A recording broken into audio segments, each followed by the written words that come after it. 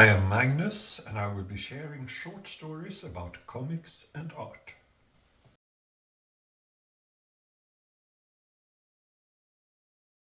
Happy birthday to complete creator Maurice Fontenot. Maurice has taken on every aspect of the industry. For instance, as editor, writer, and colorist at Valiant, and as penciler at DC. In this episode of Magnus Collects Magnus, I will showcase some of his Valiant colors. Welcome.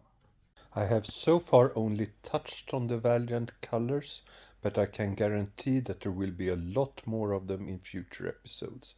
In a time when most comics were still produced with color guides, which are basically instructions for a technician at the printer, J.J. Jackson at Valiant developed a method that allowed the comics to be printed directly from the color art. Valiant did go back to color guides for a short period as they transitioned to computer art, and then the period of real color art at Valiant was over. The method that JJ developed for color art was, a bit simplified, to make a Xerox of the ink art and attach it to a hard board so that it was easier to work on and so that it didn't wrinkle when painted with, for instance, Dr. Martin's watercolors, or airbrushing or other techniques. The speech bubbles were put on a separate transparent overlay and ended up on a separate layer in the color separation process.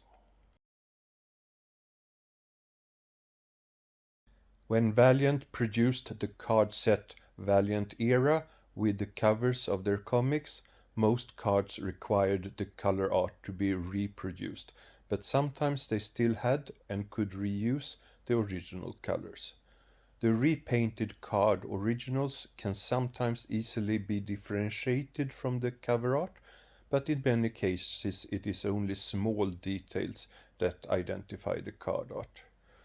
So in those cases, the notes on the artboard can be an easier way to spot which one it is.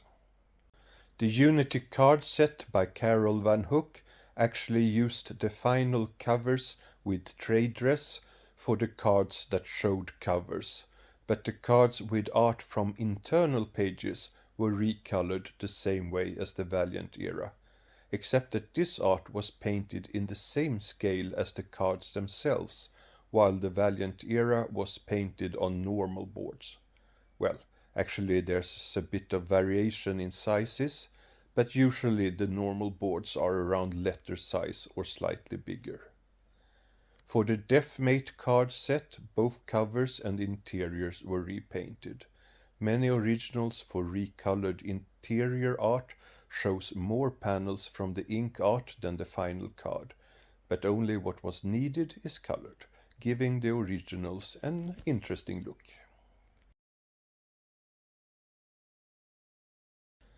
Apart from recoloring needed by the company, it also happened that colorists practiced on copies they made themselves of ink art. There's been said that once a colorist had saved all his practice material in a locker that was opened after he or she had left. So there can very well be different pieces of color art out there for the same page, not only because of the cards. Another difficulty in identifying color art is that because of time restraints, sometimes art for early Valiant issues was adjusted manually directly on the printing plates so that the published art differs slightly from the color original. Credits for color art can be uncertain as artists in the so-called knob row collaborated on the same issue. Sometimes art return didn't work and art about to be thrown away, for instance when the office of Valiant was closed down, had to be rescued. Can also mention another variant of Valiant coloring, the issues colored in Valiant Vision. This was a new 3D coloring technique. Instead of making different line art for the left and right eye and then looking with red and green lenses, Valiant Vision built on special glasses that made warm colors appear close to the reader and cold colors appear further away. Not only did this give a 3D effect in color, it also made the comics look relatively normal also to readers without glasses. Achieving this effect was completely a task for the colorists, continuously testing their art with the special glasses. It has been said that it caused strained eyes for the colorists. The effect was first tested in a single panel in, I believe, an issue of Hardcourse, and then used in some issues of Psylords and Solar, and in the Valiant Vision kit that came with a pair of the special glasses. Thank you for watching.